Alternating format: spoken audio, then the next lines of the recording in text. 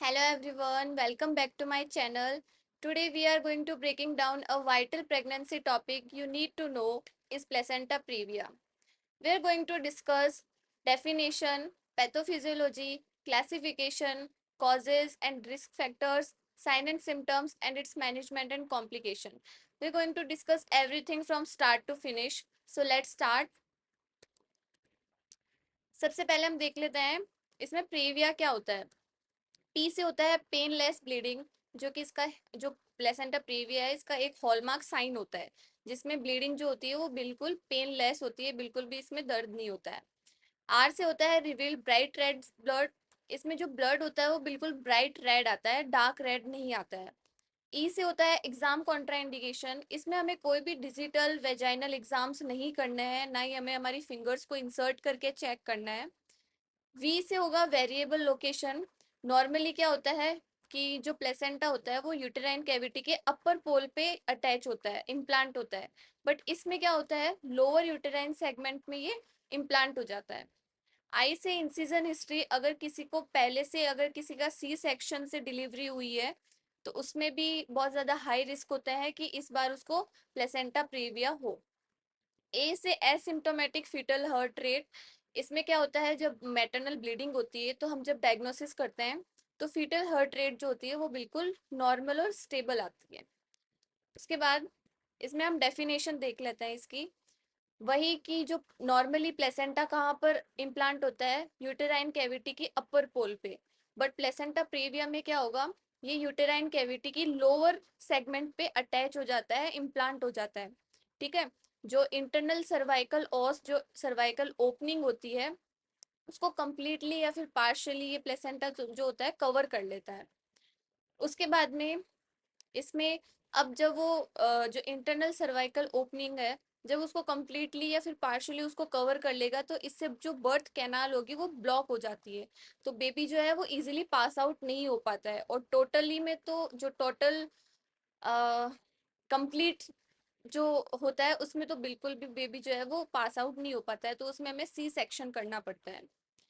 Pathophysiology की बात करें तो सबसे पहले जो प्लेसेंटा है वो यूट्रस के लोअर पोल पे अटैच होगा।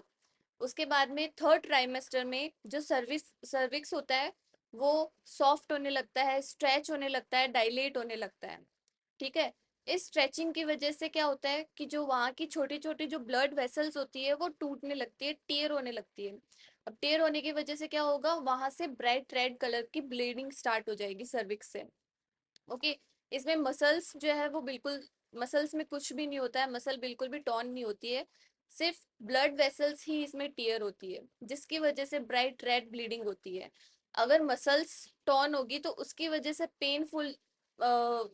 पेनफुल ब्लीडिंग होती है, बट इसमें मसल्स को कुछ नहीं हो रहा है, सिर्फ ब्लड वेसल्स ही इसमें टीयर हो रही है, इसलिए इसमें पेनलेस ब्लीडिंग होती है। रिजल्ट क्या होगा इसका, पेनलेस और ब्राइट रेड ब्लीडिंग होगी। उसके बाद में क्लासिफिकेशन, तो तीन टाइप का है। सबसे पहला है टोटल, जिसमें कंप्लीटली जो प्लेसेंटा होता है वो इंटरनल सर्वाइकल ओरिफिस या फिर जो इंटरनल सर्वाइकल ओपनिंग होती है उसको कंप्लीटली कवर कर लेता है। जैसे कि डायग्राम में देख सकते हो, जैसे कि ये हमारे पास में सर्वाइकल ओपनिंग है, ठीक है, और ये प्लेसेंटा है, इस सर्वाइकल ओपनिंग को ये कंप्लीटली कवर कर लेगा। ओके। इसमें हमें इमीडिएटली या फिर इसमें नॉर्मल वेजाइनल डिलीवरी नहीं हो सकती, इसमें हमें सी सेक्शन करना पड़ता है। पार्शियल पार्शियल में क्या होता है कि जो सर्वाइकल ओपनिंग होती है उसको प्लेसेंटा पार्शियली कवर करता है। ये सर्वाइकल ओपनिंग है, इसको जो ये प्लेसेंटा है वो पार्शियली कवर करेगा। ठीक है। मार्जिनल में क्या होता है कि जो प्लेसेंटा होता है वो सर्वाइकल ओपनिंग के एज की तरफ लोकेटेड होता है, सिर्फ 2 सेंटीमीटर ही ये लोकेटेड होता है, बाकी सब ये, बाकी सारा एज की तरफ होता है, साइड की तरफ होता है। उसके बाद में इसके कॉजेज और रिस्क फैक्टर देखते हैं। एग्जैक्ट कॉज जो होता है इसका अननोन होता है, और इसमें यूटेराइन ट्रोमा, जैसे कि अगर पहले से अगर सी सेक्शन हुआ है तो अभी प्लेसेंटा प्रीविया होने के चांसेस बढ़ जाते हैं, या फिर मायोमैक्टोमी हो रखी हो। उसके बाद में एडवांस मैटरनल एज, अगर मदर की एज 35 से अबाव है और अब प्रेगनेंसी हुई है या फिर होने वाली है तो उसमें भी काफ़ी ज़्यादा रिस्क फैक्टर्स हो सकते हैं। उसके बाद में मल्टीपैरिटी, मतलब पहले से अगर मल्टीपल प्रेगनेंसी रह चुकी है। मल्टीपल गेस्टेशनल, इसमें क्या होता है, अगर ट्विंस है या फिर ट्रिपलेट्स है, तो इसमें अगर एक से ज़्यादा फीटस है मदर में, तो उससे क्या होता है, लार्जर प्लेसेंटा की ज़रूरत होती है। ठीक है, अब लार्ज प्लेसेंटा होगा तो वो नीचे की तरफ पुश होने के बहुत ज़्यादा चांसेस होते हैं, स्ट्रेच होने के बहुत ज़्यादा चांसेस होते हैं। उसके बाद में अगर मदर स्मोकिंग करती है, अल्कोहल लेती है, तो उसकी वजह से भी हाई रिस्क हो सकता है। उसके बाद में इसके sign and symptoms, painless bleeding होगी, बिकॉज मसल्स को कुछ नहीं हो रहा है, मसल्स बिल्कुल नॉर्मल है। टाइनी ब्लड वेसल्स के टीयर होने की वजह से ब्लीडिंग स्टार्ट होती है, और कैसी होगी, ब्राइट रेड ब्लीडिंग होगी। उसके बाद में इसमें जो यूट्रस होता है वो बिल्कुल सॉफ्ट और रिलैक्स्ड होता है। ओके, ये काफी इंपॉर्टेंट है, ये एग्जाम में क्वेश्चन पूछ सकता है कि पेनलेस ब्लीडिंग होती है, किस तरह का, कैसे कलर का ब्लड ब्लीडिंग होती है। ठीक है, यूट्रस कैसा होता है। उसके बाद में इसमें जो फीटल प्रेजेंटेशन होता है वो माल प्रेजेंट होता है, मतलब नॉर्मली क्या होना चाहिए, सिफेलिक होना चाहिए, बट इसमें या तो ब्रीच प्रेजेंटेशन होगा या फिर ट्रांसवर्स प्रेजेंटेशन होगा। उसके बाद में इसमें जो फीटल हार्ट रेट होती है वो भी बिल्कुल नॉर्मल होगी। मैनेजमेंट इसका कैसे करेंगे, तो इसमें कोई डिजिटल वेजाइनल एग्जामिनेशन नहीं करना है, ये मोस्ट इम्पॉर्टेंट मैनेजमेंट है। ठीक है, बिकॉज अगर हम फिंगर इंसर्ट करेंगे, कुछ भी इंसर्ट करेंगे सर्विक्स में, तो प्लेसेंटा के रप्चर होने के बहुत ज़्यादा चांसेस होंगे, और अगर प्लेसेंटा रप्चर होगी तो फीटल हेमरेज होने के भी बहुत ज़्यादा चांसेस हो जाते हैं। इसमें हम टीवीयूएस करेंगे, ट्रांस वेजाइनल अल्ट्रासाउंड, जो कि प्लेसेंटा की एग्जैक्ट पोजीशन क्या है उसको डिटरमाइन करने में काफ़ी हेल्पफुल होता है। उसके बाद में अगर प्री टर्म है और स्टेबल है तो हमें बेड रेस्ट देना है, ऑब्जर्वेशन करना है। ठीक है, और कॉर्टिकोस्टेरॉइड्स दे सकते हैं, जैसे बीटा मिथासोन दे दिया, ताकि जो फीटल लंग मैच्योरिटी है वो अच्छी रहे, स्पीड अप हो जाए।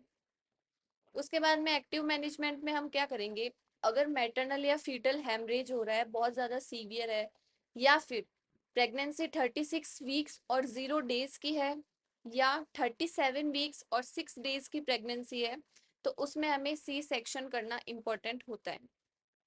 क्योंकि अगर हम ज़्यादा वेट करेंगे, अगर 38 39 वीक्स तक अगर हम वेट करेंगे, तो हमें पता है इस कंडीशन में प्लेसेंटा प्रेविया में भी जो सर्विक्स होता है वो ऑलरेडी सॉफ्ट हो रहा है, डायलेट हो रहा है।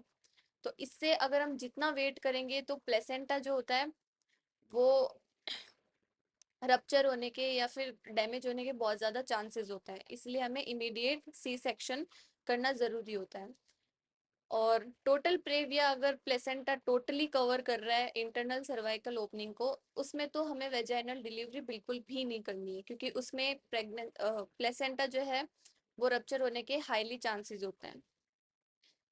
इसमें कॉम्प्लिकेशन क्या होता है, एक होता है प्लेसेंटा एक्रेटा स्पेक्ट्रम। ओके, इसमें जैसे अगर पहले मदर को सी सेक्शन डिलीवरी हुई थी और अब भी उसको प्लेसेंटा प्रेविया भी है, पहले सी सेक्शन अब प्लेसेंटा प्रेविया, तो बहुत ज़्यादा हाई रिस्क होता है कि जो प्लेसेंटा है वो मायोमेट्रियम, जो यूट्रस की जो लेयर होती है मायोमेट्रियम, वहां पर इम्प्लांट करेगा एबनॉर्मली। ठीक है, जिसकी वजह से क्या होगा, कैटेस्ट्रॉफिक ब्लीडिंग होगी, और इसमें हमें हिस्टेक्टोमी करने की भी ज़रूरत हो सकती है। हिस्टेक्टोमी क्या होता है, जिसमें हम कंप्लीट यूट्रस को रिमूव करते हैं सर्जिकली। सेकंड होता है पीपीएच, पोस्टपार्टम हेमरेज भी होने के बहुत ज़्यादा चांसेस होते हैं, बिकॉज जितना फोर्सफुली या फिर जितना इफेक्टिव अपर फंडस होता है, ठीक है, जितना इफेक्टिवली अपर फंडस जो कॉन्ट्रैक्ट होता है, उतना लोअर फंडस नहीं हो पाता है। और इसमें क्या होता है, इस कंडीशन में जो प्लेसेंटा है वो लोअर सेगमेंट पे इम्प्लांट है, तो उतना इफेक्टिवली फोर्सफुली कॉन्ट्रैक्ट नहीं करेगा वो, जिसकी वजह से वहाँ की जो ब्लड वेसल्स है वो पूरी तरीके से क्लोज नहीं होगी, टाइटली क्लोज नहीं होगी। अब टाइटली क्लोज नहीं होगी ब्लड वेसल्स, तो वहाँ से क्या होगी, बहुत ज़्यादा मैसिव ब्लीडिंग स्टार्ट हो जाएगी।